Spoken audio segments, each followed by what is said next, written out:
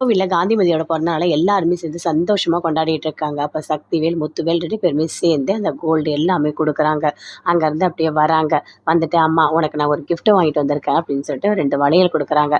அத பார்த்த உடனே அப்படியே முத்துவேல் பார்க்குறாரு, சக்திவேலும் பார்க்குறாரு. பார்த்துட்டு சொல்றாரு, "ஆமா, அப்படியே பெரிய நகை. பார்த்தீங்களா? எங்க அம்மாவுக்கு நான் 12 பவுன்ல நகை குடுத்துருக்கேன். இதெல்லாம் என்ன எவ்வளோ இருக்க போது? இவங்கலாம் வந்துடுறாங்க அப்படியே கிஃப்ட் எடுத்துட்டு" அப்படின்னு சொல்லிட்டு அப்படியே ஒரு மாரி மோசமா பேசுறாரு. அத கேட்ட உடனே அப்படியே கதிருக்கு கோவமா வருது. "இங்க பாருங்க, எங்க அம்மாவால என்ன பண்ண முடியுமோ அத தான் பண்ணியிருக்காங்க. நீங்க தேவையில்லாதெல்லாம் பேசிட்டு இருக்காதீங்க. எங்க அம்மாவோட அன்பு ரொம்ப ரொம்ப பெருசு" அப்படின்னு கதிர் சொல்றாரு. எல்லாருமே சேர்ந்து அதே மாதிரி விஷ் பண்ணிட்டே இருக்காங்க. அடுத்தது கதிர் போறாரு. போயிட்டு ஒரு ஃபோட்டோவ குடுக்குறாரு. அத பார்க்குறாங்க காந்திமதி ஓப்பன் பண்ணி பார்த்த உடனே அப்படி சந்தோஷப்படுறாங்க. "என்னப்பா இது? நான் தாத்தாவோட சேர்ந்து இருக்கிற ஃபோட்டோ எடுத்துட்டு வந்திருக்கேன்" அப்படின்னு சொல்லிட்டு. "ஆமா அப்பத்தா, நீங்க அப்படித்தானே ஆசைப்பட்டீங்க" அப்படின்னு கதிர் சொல்றாரு. அத கேட்டோனே அவ்ளோ சந்தோஷப்படுறாங்க. அப்படியே கதிர ஹக் பண்ணிக்கிறாங்க.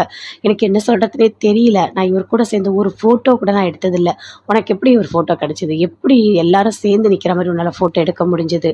ரொம்ப நல்லா இருக்கு" அப்படின்னு காந்திமதி அவ்ளோ சந்தோஷப்படுறாங்க. "ஆமா" அப்படின்னு சொல்லிட்டு அப்படியே முத்துவேல், சக்திவேல் 2 பேருமே சேர்ந்து அப்படியே பார்க்குறாங்க. எதுவுமே பேசவே இல்ல. அப்படியே கோவமா வருது. ஆனா காந்திமதி எல்லாரையும் பார்த்து சந்தோஷப்படுறாங்க. "இங்க பாரும்மா, எனக்கு என்ன சொல்றதுன்னு தெரியல. இப்படி ஒரு புள்ளைய பெத்ததுக்கு நீ நல்லா இருக்கணும்" அப்படின்னு சொல்லிட்டு கோமதி சொல்றாங்க. அது மட்டும் இல்ல, என் பேரன் என்னோட ஆசை எல்லாத்தையுமே அவன் நிறைவேத்திட்டான். எனக்கு அவ்ளோ சந்தோஷமா இருக்கு அப்படின்னு காந்திமதி பயங்கரமா சந்தோஷப்பட்டாங்க.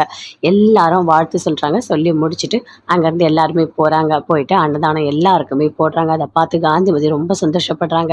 என் பொண்ணு என் கூட ஒண்ணு சேர்ந்துட்டா. இது போதும்.